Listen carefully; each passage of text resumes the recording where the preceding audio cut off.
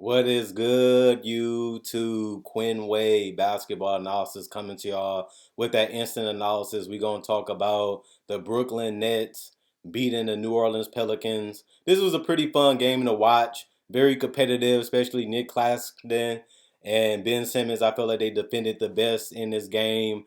I feel like they really played hard. Kyrie hit a big dagger three that really killed the energy in the arena. I feel like the Pelicans played a great game. I feel like they let this one go. But you got to give credit to the Nets. They stayed together, they played hard, and they figured out a way to stay within the game. And they came back and they continued to fight and they closed it. They have closers. Kyrie has been the best guy in the fourth quarter this season, and he did it again. And you have to give him credit for putting in the preparation, knowing how to make shots. Some of the shot selection wasn't the greatest from the Nets, but they made enough plays and made enough shots to win the game. And the Pelicans, they just fell a little short. They just needed a couple more shots to fall. I feel like they defended well. I feel like they played hard. They just couldn't make enough shots when it mattered, and that was ultimately their Achilles heel. The Brooklyn Nets improved to 26 and 13. They 13 and away from Brooklyn.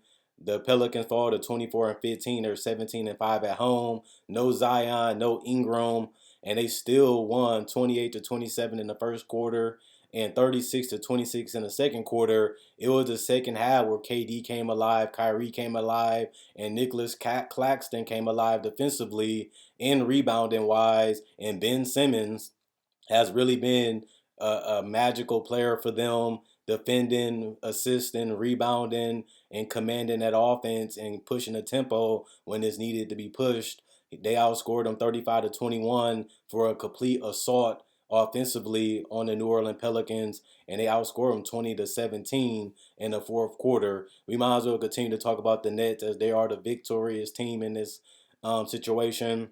33 points, plus 20 and plus minus for Kevin Durant.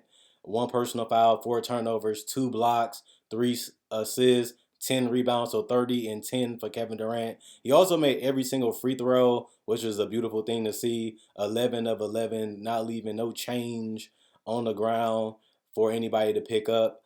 4 of 7 from three. He made some tough ones, some contested ones, and he was just smooth and relaxed releasing the ball. He didn't shoot the ball particularly well from the mid-range area and even finishing, but he made up for it for getting to the free throw line. Royce Hoist O'Neal, he was hoisting that three ball. He hit some big ones even in the fourth quarter. 14 points plus two and plus minus, three personal fouls, two turnovers, two blocks, two steals, one assist, 7 rebounds, 4 of 7 from the 3-point line, 5 of 8 from field. Nicholas Claxton, 9 points, plus 15 and plus minus, three personal foul, one turnover. He had two key blocks that really helped them rebound back and get back into the game, and two blocks that was huge in the fourth quarter. They had one steal, 4 assists, 9 rebounds for Nicholas Claxton, 101 from the free throw line, 4 of 4 from the field. Kyrie Irving, 19 points, -9 and plus minus, three personal foul, two turnovers, one block, 5 rebounds, 5 assists. He was 2 of 2 from the free throw line, 3 of 10 from three, but he made them when it mattered. 7 of 22 from the field. Couldn't really get it going because he took some tough jump shots within the game that wasn't high percentage, and you just want to see him cut some of those out if he can. Ben Simmons, his numbers don't scream crazy offensively, but the impact on the game is well noted if you watch the actual game and see how hard he plays and see how smart he plays and see all the chaos and havoc that he creates with his defense and his activity. You will see his impact a lot more, but you have to watch the full game to see it. 6 points, -6 and plus minus. He did have 4 personal fouls, but he only had one turnover the entire game, one block, three steals, 10 assists. He also had 6 rebounds, and one was offensive, 3 of 6 from the field. Joe Harris, 1 point, -10 and plus minus, three personal foul, one turnover, one block, one assist, 4 rebounds, 1 of 2 from the free throw line, 0 of 1 from three, 0 of 1 from the field. TJ Warren has been great off the bench since he's been able to get healthy. He can knock down shots from everywhere on the court. 15 points and plus minus. Plus 15 and plus minus, 15 points, three personal fouls, 1 steal, 1 rebound, 4 of 4 from the free throw line, 1 or 2 from 3, 5 of 8 from the field. Watanabe usually makes a 3. He made one tonight. That was his only attempt, and he made every single 3 that he shot, which was 3 points, plus 5 and plus minus 1 personal foul. And Seth Curry, 8 points, -2 and plus minus 2 personal fouls, 1 turnover, 1 steal, 2 assists, 1 rebound, 2 of 5 from 3, 3 of 9 from the field. Morris, Patty Mills, Sumner, um, and Thomas did not play, although they was healthy. Coach's decision. 43% from the field, 45% from 3, 95% from the free throw line, 43 rebounds, 26 assists, 8 steals, 12 blocks, 12 turnovers, 23 personal fouls for them. The Pelicans played with a lot of soul and a lot of heart, but they just fell short of their ultimate goal, which was winning this game.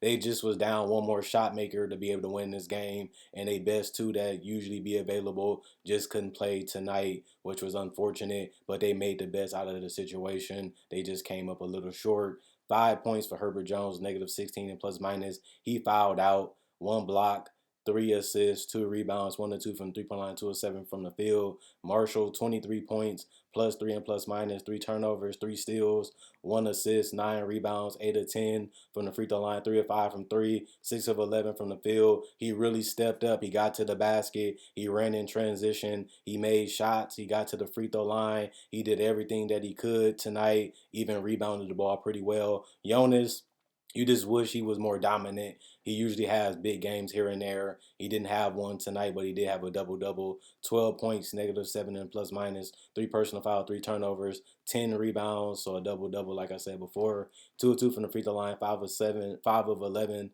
from the field. CJ McCollum, 28 points, -16 and plus minus, 1 personal foul, 3 turnovers, 2 blocks, 6 assists, 6 rebounds, 4 of 7 from the free throw line, 4 of 8 from 3, 10 of 24 from the field. He really was aggressive looking for a shot while still trying to set guys up. Just a great season so far for CJ. He got off to a rough start. He's really finding his own in his New Orleans offense that needs him to still be a potent scorer and facilitator. And I feel like he's still finding that balance. You just want to see this team more healthy so we can really know what he's going to be for this team in the future. Trey Murphy, 11 points, -11 and plus minus, 2 personal fouls, 1 turnover, 1 rebound, 4 of 4 from the free throw line, 1 or 2 from 3, 3 of 5 from the field. Larry Nance, 0 points, +4 and plus minus, 2 personal fouls, 1 turnover, 1 block, 8 rebounds, 0 of 1 from the 3 point line, 0 of 4 from the field. Hayes, 4 points, +3 and plus minus, 2 personal fouls, 1 steal, 2 assists, 6 rebounds, 2 of 7 from the field. Devontae Graham finally got some playing time. He played 12 minutes, 2 points, +5 and plus minus, 1 personal foul, 1 turnover, 2 steals, 2 rebounds, all of 1 from the 3 point line, 1 of 3 from the field. Alvarado took a lot of shots, ended up with 17 points, +8 and plus minus, 2 personal fouls, 3 turnovers, 2 assists, 5 rebounds, 3 of 10 from the 3 point line, 2 of 2 from the free throw line, 6 of 16 from the field. Fell in love with that 3 a lot more than you would like him to, but he did make 3 of them. Dyson Daniels, he did score no points, -3 and plus minus, 1 personal foul, 1 steal, 2 assists, 2 rebounds.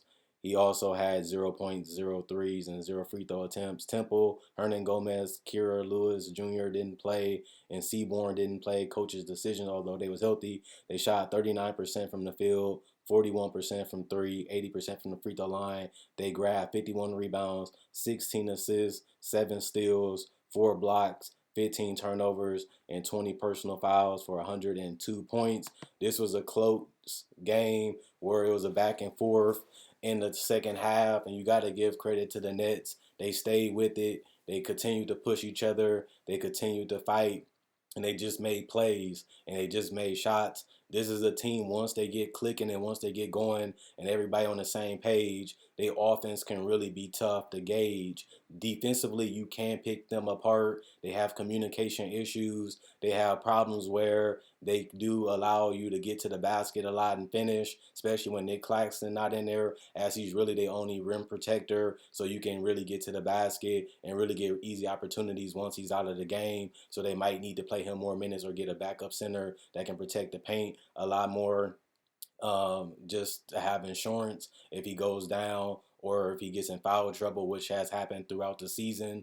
And then KD and Kyrie, they just make magic happens. You give them the ball and you get out the way sometimes and you just let them do their thing and it usually becomes something positive. I feel like they settled for less and took tougher opportunities than they had to, and that really created a hole where they had to dig themselves out of it, and then they had to play harder and more defense. I think that that helps make them a better team in the future because if these teams are pushing you and forcing you to play better, even though a lot of the competition during the win streak and during the streak now, these teams haven't been that healthy and they've been taking advantage of an easy schedule. It just needs them to help them glue better together. Just because remember they didn't have Ben Simmons all last season, they're integrating him into the offense and the defense now with Claxton, with KD, with another new piece in Royce O'Neal. They're still learning how to play together. They're still learning how to defend together. They're playing under a new coach, so it takes time to figure all these things out on the fly while still trying to be a great team, while still trying to be one of the best teams. And you have to give the Nets credit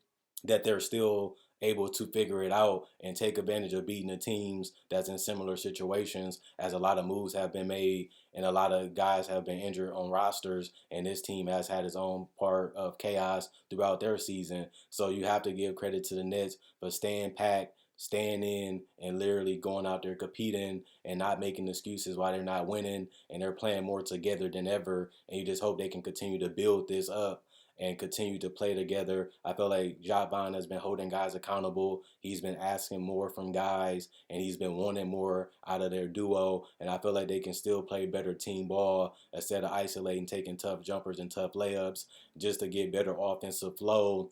It's something that they should still try to do. I've been seeing more of it, and a lot of it has to do with Ben Simmons starting and playing more minutes and being more healthier. He pushes it more. He gets more free flowing offense. The transition is a lot better, and he allows the screen setting and setting guys up because he's a more willing passer. It gives the shooters more chances to take shots outside of KD and Kyrie. He's not a guy that's willing to score, but he's also can score. He can hit a hook shot. He can hit a layup. He can push in transition and just make the right play. And then everybody eats while Kyrie and KD can close games and also score throughout the games when things get ugly and tough. And I think that that's something that their game plan should be, and we're seeing it become more simple and more easy. Bond said, I want y'all guys to hoop. I want you guys to play basketball. I want you guys to have fun, but I just want you guys to play harder and play smarter. And I think that that's a simple, great coaching lesson and a simple, great